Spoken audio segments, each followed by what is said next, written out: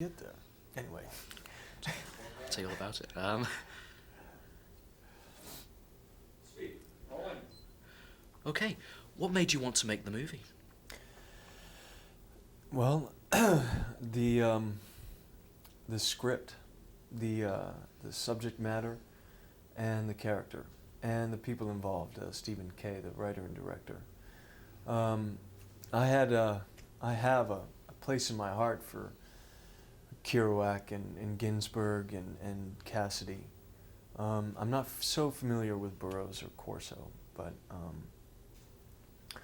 so as a kid I'd read Dharma Bums and On the Road, and they had a real influence on my days, trying to the adventurous aspect of just going. I remember jumping in my car and with friends and going to New York City, and I'm sure that some of from those books were pushing me out there, and so when Stephen told me that the subject matter of the script, I was like, yeah, I'd love to read it, and I just loved his script. The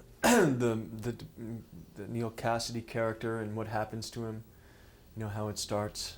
And then, the relationship with his, I forget the girl's name. I know Claire, the actress, but what was the character's name there? Was it? Joan. Joan, yes, Joan. And just Neal, just being with Joan, and then being with Harry, and that whole battle of Neal's, of should I stay or should I go now? That whole thing. And I found it beautiful. I find it beautiful and sad. Terribly, terribly sad. But I understand it. And it's such a great looking movie. Yeah. Beautifully shot. Bobby Bukowski really did a lot with a little, in the sense of just time. We didn't have a lot of time. We just had to shoot and shoot and shoot. And I thought it was tastefully done. The colors, the palette and the clothing and the lighting. Especially I really enjoyed acting the stuff that I did in the bar with Thomas Jane, who plays Neal.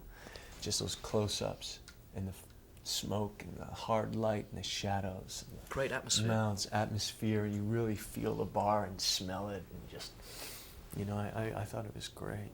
So that sort of thing helps an actor like you. You really get into it. Oh yeah, it's really fun to participate, to dance with the camera like that. And they would take things from rehearsal. Bobby would see things, and then we would take things from where they had lights set up, and we would go in, and it was a real kind of dance and collaboration, which is a lot of fun. A lot of fun. What do you think is the message of the movie? What is it trying to say? I think it's not really trying to say anything, but really presenting a situation, presenting that battle that occurs. Generally, it's shown in younger parts of life, but I think it's, and then maybe in men at 40. It's that, the ideal of the wife and kids and wanting to settle down and wanting to be in love and wanting to have family and wanting to have a job and do that stuff. And then the other part that always just wants to be a free spirit, that wants to be able to travel, wants to not have any commitments, not have any responsibilities. And that battle, Your role, do you feel it really is the linchpin role in the movie? Because without him, without your character, there wouldn't have been the main character, the lead role. I think I'm really I'm the mirror that shows a reflection to Neal, and really says specifically what is going on in Neal. Why are we watching this guy who's like, like this, and hey, and I'm trying to do the thing, and I work at the tires, and I got the big girl, and she's committing suicide, and I don't want to be at the hospital. I love her, but I won't commit. I'll just shoot pool. I'll forget about it all. I'll steal cars, and woo, like, yeah. And I'm the guy who really says, you talk a good game.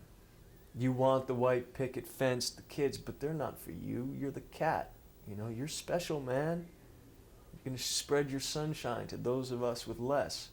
And when that little lady Lust, all dressed in black, you talk a good game.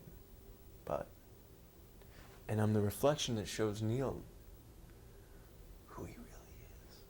And it was his tragedy, at least in this film, and it's what Stephen maybe called from Neal Cassady's life. It's tragic. because he wanted the other thing, but he was also so beautiful burning. It's romantic, and it appeals to people.